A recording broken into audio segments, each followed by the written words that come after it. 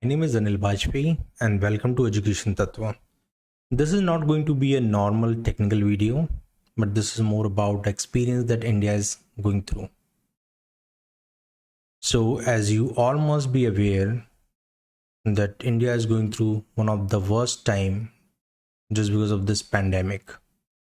The new mutant, double mutant, which was originally a Chinese virus, but in India it got a Chinese virus got a new mutant. It's got India mutant virus, which is a double mutate, and the wave 2 is going on. So, if you are here to hear what is going through and what we are planning to fight with this situation and how we are recovering. So, today is 10th days where I was shown asymptomatic, but I had this COVID situation at my home. My wife and my kid and my sister, we all are infected. So, but somehow we are stable with God grace. We are taking all the necessary precautions we have been taking actually. But this is a community spread, you cannot do much beyond certain limitations. Why I'm recording this video? Because I understand that some of the awareness that we already had is actually helping us to be stable, and most of the things are recovering at home. Whereas for most of the people that I talk to daily, so in my team itself, around a team of 40 team members, 20% are not well directly or indirectly, their family members or they directly. I'm trying to support as much as possible with my capacity and the energy that is allowing. Fortunately, I have a very good friend. He's a doctor who's giving us the necessary advice when to take what and what is working for me, what is not working for me. He's keep checking with me with other well-wishers as well. So I thought to create this video to create this awareness, which is very much important. And then with this, I want to take this opportunity to understand if you have any questions, because I want to create another video with Dr. Nitin. That will be mostly my next video. And I want to address any questions that you may have. So just make sure that you watch this video till the end. I'll talk about some of the cases, some of the things that are working for me, and then you can ask a question in the comment box, and I'll just certainly raise it to Nitin in my next video, hopefully tomorrow. So to talk about how's the situation at current, so we are on 1st May, and this data is from last day. So the number of active cases are 4 lakh, which is definitely alarming.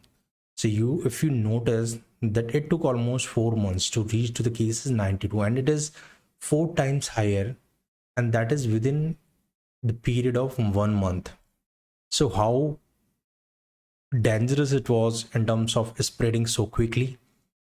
If you are connected to India, if you are in India, you must be hearing that someone in your family or someone in your friends definitely going through it. And the data suggests that this is still not the peak. So there were some administrative mistakes by the government, by the officials.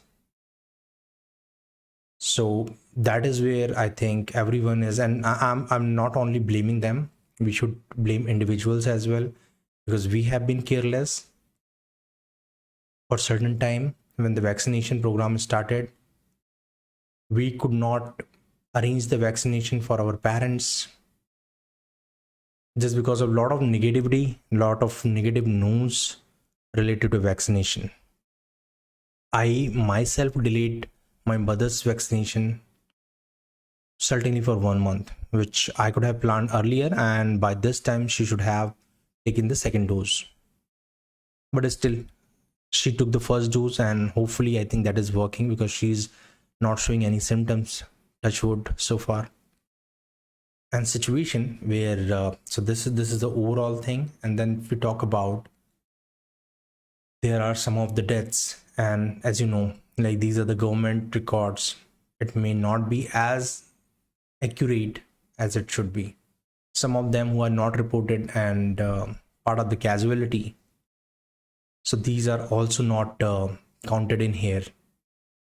Yesterday in my building itself, I lost one of my neighbor. He's very renowned anchor.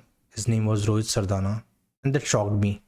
So I thought to create this video to create some awareness what we should do. There is a pattern definitely in this disease. This is not a normal disease. There is a pattern in this disease.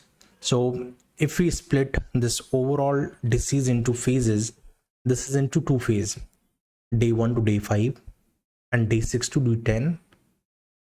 If you are able to make this up to day 10, you are good.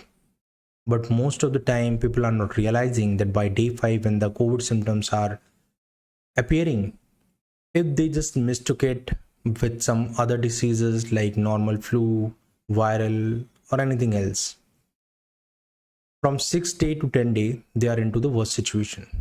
But if they start taking medications from day 6 itself, which is the most critical day, you will start seeing your body deteriorating, your oxygen level going down, and lots of fatigue. So that is the alarming point that you should start medication. Some of the medication that worked for me, I'll just try to post it on the description. Don't do it yourself, just consult with the doctor, and maybe I can see if Nitin can share the bandwidth or can align his team to help you guys. He's such a nice guy.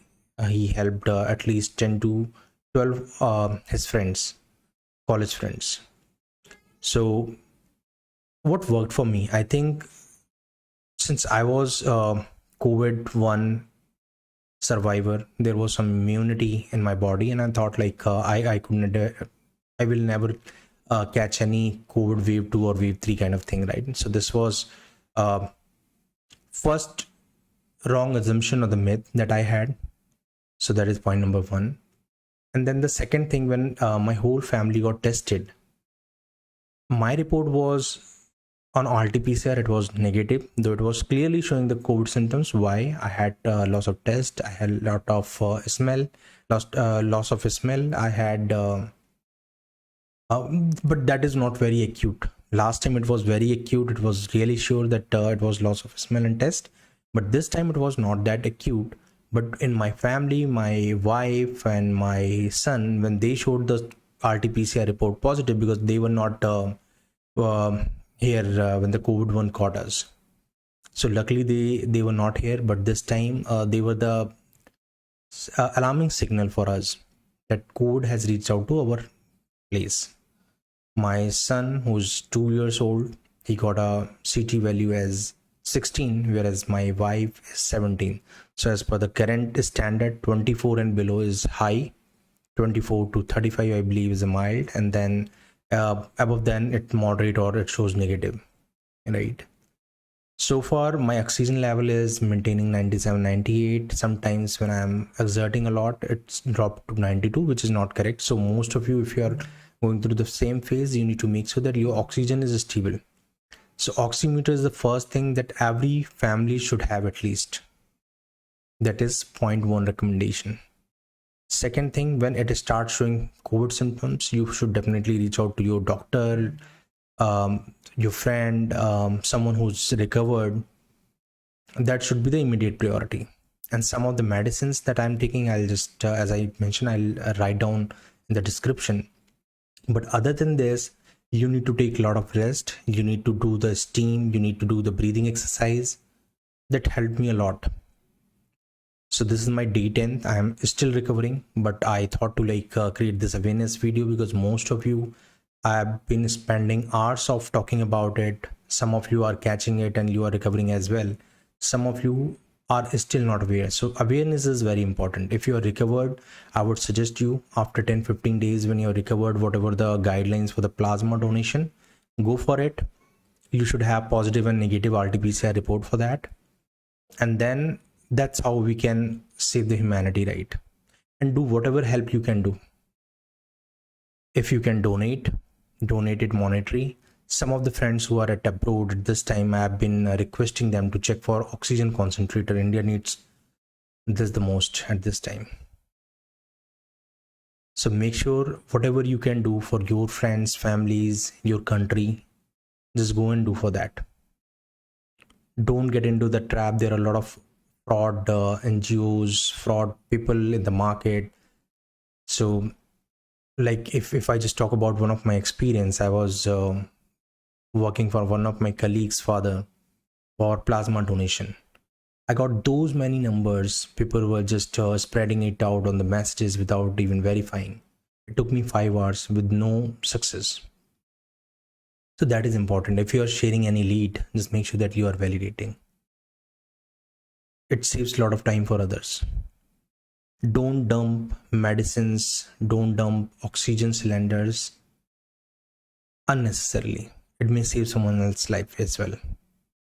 If you can ask your friends to bring oxygen concentrator, just keep it for your family and just try to help others as much as possible. I tried helping some of the resources by borrowing it to someone else, and it helped a couple of lives. I'm really happy that I could do that. But certainly once I'll be immune, I'll be doing it much more widely. So I need your blessings. Then the important thing which most of you are asking, what should eat, what should not eat, right? So one thing prior to that which I want to talk about, be positive. Because if you are positive, your immunity works well. It supports you 100%. So if you can get rid of your mobile phone, TV, anything, just go and watch Netflix, do the binge watching. Check your oxygen. If you are positive, check your oxygen not more than 6 times in a day. It really creates a panic for you and for your home family members. So these are some of the things. And then on talking about what should you eat, you should eat protein rich food. You can take eggs, you can take protein powder, whatsoever your consultant or the doctor suggest. And you should eat lots of fiber foods. Drink at least 4 liters of lukewarm water. That is most important. Keep your throat always wet by sipping. So while I'm talking, I have this water bottle next to me, right? So these are some of the things that I wanted to talk quickly. I want to set up a session tomorrow with Nitin. Send me your questions if you have. Share anything that you want to bring to this platform, which can make other people aware about it. So with that, stay safe, stay home. I wish you a speedy recovery if you're going through the same pain. Thank you.